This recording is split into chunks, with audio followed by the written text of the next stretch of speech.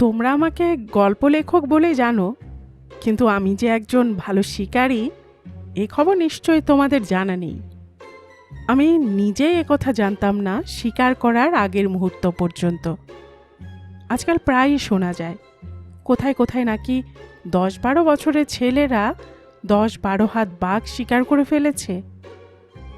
আজকের 7 জুলাইয়ের খবরের কাগজেই তোমরা দেখবে একটা 7 বছরের ছেলে 9 ফিট বাঘ সাবার করে দিয়েছে। বাঘটার উপদ্রবে গ্রাম শুদ্ধ লোক ভীত সন্ত্রস্ত, কি করবে কিছুই ভেবে পাচ্ছিল না। ভাগ্যিস সেখানকার তালুকদারের একটা ছেলে ছিল, এবং আরও সৌভাগ্যের কথা যে তার বয়স ছিল মোটে বছর 7।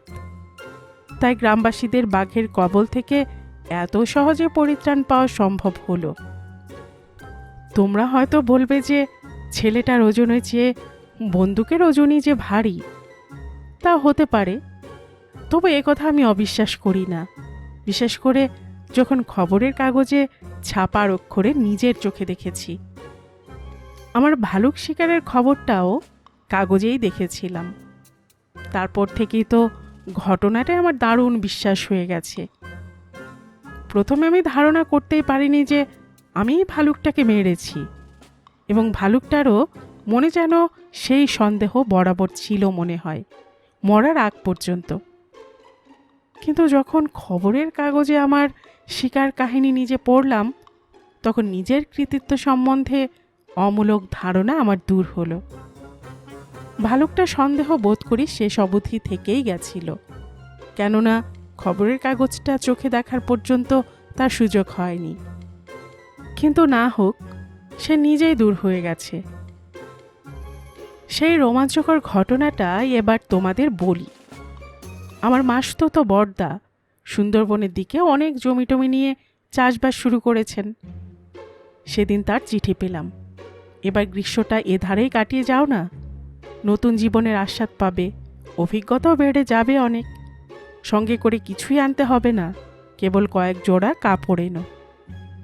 আমি লিখলাম, যেতে লিখেছ যাব না হয়, কিন্তু কাপড় নিয়ে যেতে হবে কেন বুঝতে পারলাম না। আমার সুটকেসে তো 2খানার বেশি ধরবে না, এবং বাড়তি বোঝা বইতে আমি নারাজ। আর তাছাড়া এই সেদিনই তো তুমি কলকাতা থেকে 12 জোড়া কাপড় নিয়ে গেছো। অত কাপড় সেখানে কি করো? বৌদি নিশ্চয়ই ধুতি পরা ধরেননি। তোমার কাপড়ে আমার চলে যাবে, তুমি তো একলা মানুষ বাপু। দাদা সংক্ষিপ্ত জবাব দিলেন, আর কিছু না, বাঘের জন্য। আমার সব বিস্মিত পাল্টা জবাব গেল, সে কি? বাঘে ছাগল গরুই চুরি করে শুনেছি, আজকাল কাপড় চোপড়ও সরাচ্ছে নাকি? কাপড় চোপড়ের ব্যবহার যখন শিখেছে, তখন তারা রীতিমতো সভ্য হয়েছে বলতে হবে। দাদা উত্তর দিলেন, চিঠিতে অত বকতে পারি না। আমার এখানে এসে তোমার কাপড়ের অভাব হবে না একথা নিশ্চয়ই, কিন্তু যে কাপড় তোমাকে আনতে বলেছি তার দরকার পথেই। চিড়িয়াখানার বাঘই দেখেছ, আসল বাঘ তো কোনোদিন দেখোনি, আসল বাঘের হুঙ্কারও শোনোনি। চিড়িয়াখানার ওগুলোকে বেড়াল বলতে পারো। সুন্দরবন দিয়ে স্টিমার আসতে দুপাশের জঙ্গলে বাঘের হুঙ্কার শোনা যায়, শোনা মাত্রই কাপড় বদলানোর প্রয়োজন অনুভব করবে। প্রায় সকলেই সেটা করে থাকেন। যত ঘন ঘন ডাকবে, ডাকাটা অবশ্য তাদের খেয়ালের উপর নির্ভর করে, তত ঘন ঘনই কাপড়ের প্রয়োজন। তবে তুমি যদি খাকি প্যান্ট পরে আসো তাহলে দরকার হবে না। অতঃপর 24 জোড়া কাপড় কিনে নিয়ে আমি সুন্দরবন গমন করলাম। আমার মাসতুতো দাদাও একজন বড় শিকারী। এ তথ্যটা আগে জানতাম না, এবার গিয়ে জানলাম। শুধু হাতেই অনেক দুর্ধর্ষ বাঘকে তিনি পটকে ফেলেছেন। বন্দুক নিয়েও শিকারের অভ্যেস তার আছে, কিন্তু সেরকম সুযোগে তিনি বন্দুককে লাঠির মতো ব্যবহার করতেই ভালোবাসেন। তার মতে কেঁদো বাঘকে কাঁদাতে হলে বন্দুকের কুদোই প্রশস্ত, গুলি করা কোনো কাজের কথাই নয়। কিছুদিন আগে এক বাঘের সঙ্গে তার বড় হাতাহাতি হয়ে গেছিল। তার নিজের মুখে আমার শোনা। বাঘটার অত্যাচার বেজায় বেড়ে গেছিল। সমস্ত গ্রামটার নিদ্রার ব্যাঘাত ঘটাতো ব্যাটা, এমনকি তাদের স্বপ্নের মধ্যে এসে হানা দিত পর্যন্ত। দাদার নিজের ভাষাতেই বলি, তারপর তো ভাই বেরোলাম বন্দুক নিয়ে। কি করি, সমস্ত গ্রামের অনুরোধ, ঠেলা তো যায় না। একাই গেলাম, সঙ্গে লোকজন নিয়ে শিকারে যাওয়া আমি পছন্দ করি না। একবার অনেক লোক সঙ্গে নিয়ে যা বিপদে পড়েছিলাম কি বলবো। বাঘ করলো তাদের তারা এসে পড়লো আমার ঘাড়ে। মানুষের তাড়ায় প্রাণে মারা যায় আর কি। গেলাম, কিছু দূর যেতেই দেখি সম্মুখে বাঘ। বন্দুক ছুটতে গিয়ে জানলাম টোটা না হয়নি, আর সে বন্দুকটা এমন ভারী যে তাকে লাঠির মতো খেলানো যায় না। কি করি, বন্দুক ফেলে দিয়ে শুধু হাতেই বাঘের উপর ঝাঁপিয়ে পড়লাম। জোর ধস্তাধস্তি, কখনো বাঘ উপরে আমি নিচে, কখনো আমি নিচে বাঘ উপরে। বাঘটাকে প্রায় কাবু করে এনেছি। এমন সময়ে আমি রুদ্ধ নিঃশ্বাসে অপেক্ষা করছি। বৌদি বাধা দিয়ে বললেন, এমন সময় তোমার দাদা গেলেন তক্তপোষ থেকে পড়ে। জলের ছাঁট দিয়ে হাওয়া করে অনেক কষ্টে ওর জ্ঞান ফিরিয়ে আনি। মাথাটা গেল কেটে, 3 দিন জলপট্টি দিতে হয়েছিল। এরপর দাদা 12 দিন আর বৌদির সঙ্গে বাক্যালাপ করলেন না, এবং মাছের মুড়ো সব আমার পাতেই পড়তে লাগলো। দাদা একদিন চুপি চুপি আমায় বললেন, তোমার বৌদির কীর্তি জানো না তো। খুকিকে নিয়ে পাশের জঙ্গলে জাম কুড়োতে গিয়ে পড়েছিলেন এক ভালুকের পাল্লায়।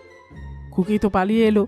উনি ভয়ে জুবুথুবু হয়ে একটা উইয়ের ঢিবির উপর বসে পড়ে এমন চেঁচামেচি আর কান্নাকাটি শুরু করে দিলেন যে ভাল্লুকটা ওর ব্যবহারে লজ্জিত হয়ে ফিরে গেল। আমি বললাম, ওর ভাষা না বুঝতে পেরে হতভম্ব হয়ে গেছিল, এমনও তো হতে পারে।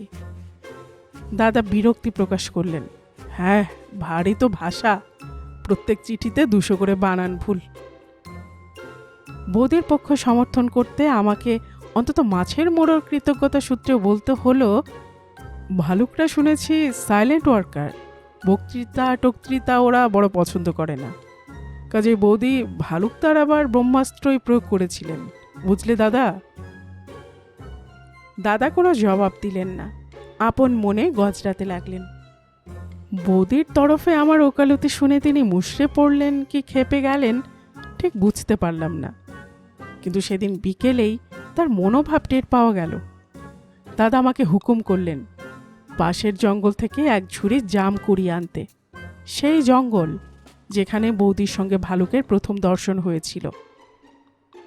দাদার গড় হজম হয়েছিল, তাই জাম খাওয়া দরকার। কিন্তু আমি দাদার ডিপ্লোম্যাসি বুঝতে পারলাম।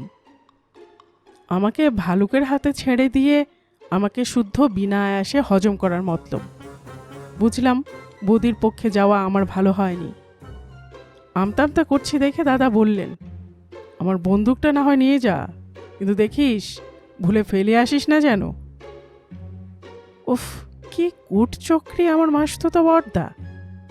ভালুকের সম্মুখে দাঁড়িয়ে বক্তৃতা করা বরং আমার পক্ষে সম্ভব হতে পারে, কিন্তু বন্দুক ছোড়া, একলা থাকলে হয়তো দৌড়ে পালিয়ে আসতে পারবো, কিন্তু ওই ভারী বন্দুকের হ্যান্ডিক্যাপ নিয়ে দৌড়তে হলে সেই রেসে ভালুকই যে প্রথম হবে এ বিষয়ে আমার যেমন সন্দেহ ছিল না, দেখলাম দাদাও তেমনি স্থির নিশ্চয়। দাদা জামের ঝুড়ি আর বন্দুকটা আমার হাতে এগিয়ে দিয়ে বললেন, চট করে যা, দেরি করিসনি। তোর ভয় করছে নাকি? অগত্যা আমায় বেরুতে হলো। বেশ দেখতে পেলাম আমার মাসতুতো বড়দা আড়ালে একটু মুচকি হেসে নিলে। মাছের মোড়োর বিরহ আর সহ্য হচ্ছিল না। এই বিদেশে বিভুঁইয়ে মাসতুতো ভাইয়ের নিমন্ত্রণ রক্ষা করতে সে ভালো করিনি। খতিয়ে দেখলাম ওই 24 জোড়া কাপড়ই বড়দার নেট লাভ। বেরিয়ে পড়লাম, এক হাতে ঝুড়ি আর এক হাতে বন্দুক। নিশ্চয়ই আমাকে খুব বীরের মতো দেখাচ্ছিল। যদিও একটু বৃষ্টি রকমের ভারী, তবু বন্দুকে আমায় বেশ মানায়। ক্রমশ মনে সাহস এলো, আসুক না বেটা ভালুক, তাকে দেখিয়ে দিচ্ছি। এবং বড়দাকেও, মাসতুতো ভাই কেবল চড়ে চড়ে হয় না, শিকারিতেও হতে পারে। উনি একজন বড় শিকারী, আর আমি বুঝি কিছু না। বন্দুকটা বাগিয়ে ধরলাম, আসুক না বেটা ভালুক এবার। ঝুড়িটা হাতে নেওয়ার যতটা মনুষ্যত্বের মর্যাদা লাঘব হয়েছিল, বন্দুকে তার ঢের বেশি পুষিয়ে গেছে। আমাকে দেখাচ্ছে ঠিক বীরের মতো, অথচ দুঃখের বিষয় এই জঙ্গল পথে একজনও দেখবার লোক নেই। এ সময় একটা ভালুককে দর্শকের মধ্যে পেলেও আমি পুলকিত হতাম। বন্দুক কখনো যে ছুড়িনি তা নয়, আমার এক বন্ধুর একটা ভালো বন্দুক ছিল। হরিণ শিকারের উচ্চাভিলাষ বশে তিনি ওটা কিনেছিলেন। বহুদিনের চেষ্টায় ও পরিশ্রমে তিনি গাছ শিকার করতে পারতেন। তিনি বলতেন, গাছ শিকারের অনেক সুবিধে। প্রথমত, গাছেরা হরিণের মতো তো দৌড়য় না, এমনকি ছুটে পালাবার বদ অভ্যেসই নেই ওদের। দ্বিতীয়ত, ইত্যাদি, সে বিস্তর কথা। তা তিনি সত্যি গাছ শিকার করতে পারতেন। অন্তত বাতাস একটু জোর না বইলে, উপযুক্ত আবহাওয়া এবং গাছটাও হাতের কাছে হলে তিনি অনায়াসে লক্ষ্য ভেদ করতে পারতেন, প্রায় প্রত্যেক বাড়ি। আমিও তার সঙ্গে গাছ শিকার করেছি, তবে যে কোনো গাছ আমি পারতাম না। আকারে প্রকারে কিছু বড় হলেই আমার পক্ষে সুবিধে হতো। গুড়ির দিকটাতেই আমার স্বাভাবিক ঝোঁক ছিল। বৃক্ষ শিকারে যখন এতদিন হাত পাকিয়েছি, তখন ঋক্ষ শিকারে যে একেবারে বেহাত হব না এ ভরসা আমার ছিল। জঙ্গলে গিয়ে দেখি পাকা পাকা জামে গাছ ভর্তি। জাম দেখে জাম্বুবানের কথা আমি ভুলেই গেলাম। এমন বড় বড় পাকা পাকা খাসা জাম, জিভ লালায়িত হয়ে উঠল। বন্দুকটা একটা গাছে ঠেসিয়ে দু হাতে ঝুড়ি ভরতে লাগলাম। কতক্ষণ কেটেছে জানি না, একটা খসখস শব্দে আমার চমক ভাঙল। চেয়ে দেখি ভালুক। ভালুকটা পেছনের পায়ে ভর দিয়ে দাঁড়িয়েছে এবং আমি যা করছি সেও তাতেই ব্যাপৃত। এক হাত দিয়ে জামের একটা নিচু ডালকে সে বাগিয়ে ধরেছে, অন্য হাতে নির্বিচারে মুখে পড়ছে, কাঁচা ঢাসা সমস্ত। আমি বিস্মিত হলাম বললে বেশি বলা হয় না। বোধহয় আমি ঈষৎ ভীতই হয়েছিলাম। হঠাৎ আমার মনে হলো, ভালুক দর্শনের বাঞ্ছা একটু আগেই করেছি বটে, কিন্তু দেখা না পেলেই যেন আমি বেশি আশ্বস্ত হতাম। ঠিক সেই মারাত্মক মুহূর্তেই আমাদের চারিচক্ষুর মিলন। আমাকে দেখেই ভালুকটা জাম খাওয়া স্থগিত রাখল এবং বেশ একটু পুলকিত বিস্ময়ের সঙ্গে আমাকে পর্যবেক্ষণ করতে লাগলো। আমি মনে মনে সন্ত্রস্ত হয়ে উঠলাম। গাছে উঠতে পারলে বাঘের হাত থেকে নিস্তার আছে, কিন্তু ভালুকের হাতে কিছুতেই পরিত্রাণ নেই। ভালুকরা গাছে উঠতে ওস্তাদ। অগত্যা শ্রেষ্ঠ উপায় পালিয়ে বাঁচা। বন্দুক ফেলে যেতে দাদার নিষেধ। বন্দুকটা বগল দাবাই করে চোঁচা দৌড় দেওয়ার মতো মতলব করেছি, দেখলাম সেও আস্তে আস্তে আমার দিকে এগোচ্ছে। আমি দৌড়লেই সে যে আমার পিছু নিতে দ্বিধাবোধ করবে না, আমি তা বেশ বুঝতে পারলাম। ভালুক জাতির ব্যবহার আমার মোটেই ভালো লাগলো না। আমিও দৌড়চ্ছি, ভালুকও দৌড়চ্ছে। বন্দুকের বোঝা নিয়ে ভালুক দৌড়ে আমি সুবিধা করতে পারবো না বুঝতে পারলাম। যদি এখনো বন্দুকটা না ফেলে দেই, তাহলে নিজেকে এখানে ফেলে যেতে হবে। অগত্যা অনেক বিবেচনা করে বন্দুককে বিসর্জন দিলাম। কিছু দূর দৌড়ে ভালুকের পদশব্দ না পেয়ে ফিরে তাকালাম। দেখলাম সে আমার বন্দুকটা নিয়ে পড়েছে। ওটাকে নতুন রকমের কোনো খাদ্য মনে করেছে কিনা ওই জানে। আমিও স্তব্ধ হয়ে ওর কার্যকলাপ নিরীক্ষণ করছিলাম। ভালুকটা বেশ বুদ্ধিমান। অল্পক্ষণেই সে বুঝতে পারল ওটা খাদ্য নয়, হাতে নিয়ে দৌড়াবার জিনিস।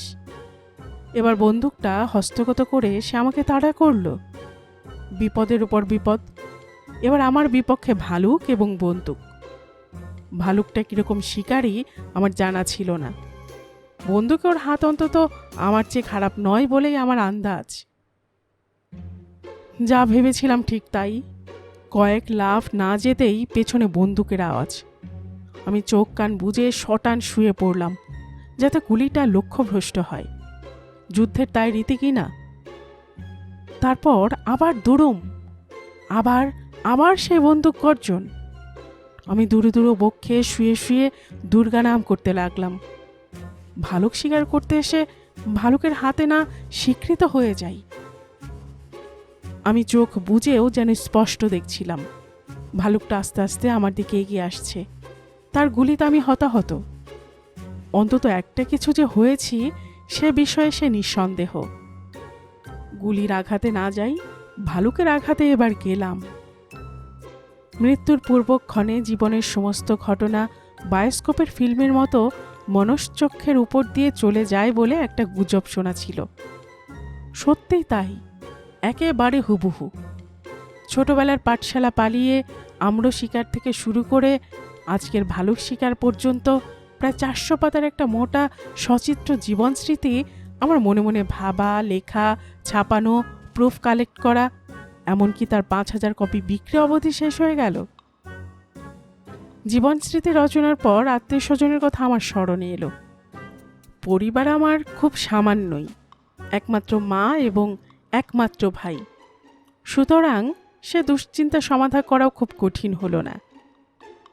1 সেকেন্ড, 2 সেকেন্ড, 3, 4, 5 সেকেন্ড, এর মধ্যে এত কাণ্ড হয়ে গেল, কিন্তু ভালুক বেটা এখন এসে পৌঁছলো না তো। কি হলো তার? এতটা দৌড়ে ক্লান্ত হয়ে পড়েছে নাকি? ঘাড়টা ফিরিয়ে দেখি, ওমা, সেও যে শটান চিৎপাত।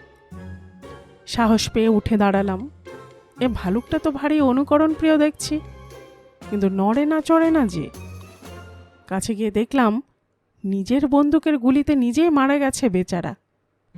বুঝলাম অত্যন্ত মনোক্ষোভেই এ অন্যায়টা সে করেছে। প্রথম দিন বৌদির ব্যবহারে সে লজ্জা পেয়েছিল। আজ আমার কাপুরুষতার পরিচয়ে সে এতটা মর্মাহত হয়েছে যে আত্মহত্যা করা ছাড়া তার উপায় ছিল না। বন্দুক হাতে সগর্বে বাড়ি ফিরলাম। আমার জামহীনতা লক্ষ্য করে দাদার অসন্তোষ প্রকাশের পূর্বেই ঘোষণা করে দিলাম, বৌদির প্রতিদ্বন্দ্বী সে ভালুকটাকে আজ নিপাত করে এসেছি। কেবল 2টো শট, ব্যাস খতম। দাদা, বৌদি, এমনকি খুকি পর্যন্ত দেখতে ছুটল। আমিও চললাম। এবার আর বন্দুকটাকে সঙ্গে নিলাম না। 5 জনে যাত্রা নিষেধ পাঁজিতে লেখে। দাদা বহু পরিশ্রমে ও বৌদির সাহায্যে ভালুকের ল্যাজটাকে দেহচ্যুত করে এই বৃহৎ শিকারের স্মৃতিচিহ্ন স্বরূপ সযত্নে আহরণ করে নিয়ে এলেন। এই সহযোগিতার ফলে দাদা ও বৌদির মধ্যে আবার ভাব হয়ে গেল। আপনি আত্মদান করে ভালুকটা দাদা ও বৌদির মধ্যে মিলন গ্রন্থি রচনা করে গেল। তার এই অসাধারণ মহত্বে সে নতুন মহিমা নিয়ে আমার কাছে প্রতিভাত হলো। আমার রচনায় তাকে অমর করে রাখলাম। অন্তত আমার চেয়ে সে বেশি দিন টিকবে আশা করি। বাড়ি ফিরে দাদা বললেন, অমৃতবাজার পত্রিকায় খবরটা পাঠিয়ে দিই, কি বলিস? A big wild bear was heroically killed by my young brother, aged কত রে? আমার এজ তুমি তো জানোই, আমি উত্তর দিলাম। কমিয়ে লিখতে হবে কি না, নইলে বাহাদুরি কিসের? 10-12 বছর কমিয়ে দেই, কি বলিস? কিন্তু 10-12 বছর কমিয়েও আমার বয়স যখন 10-12 বছরের কাছাকাছি আনা গেল না, সাথে দাঁড় করানো তো দুঃসাধ্য ব্যাপার।